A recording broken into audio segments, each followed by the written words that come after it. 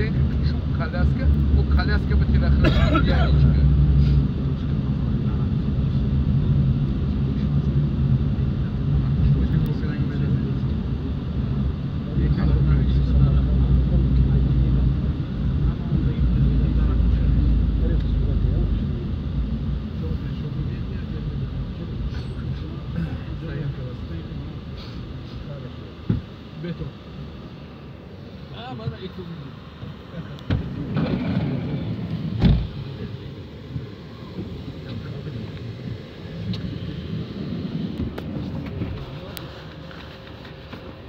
این تو داره اگر سعی کنم این پیش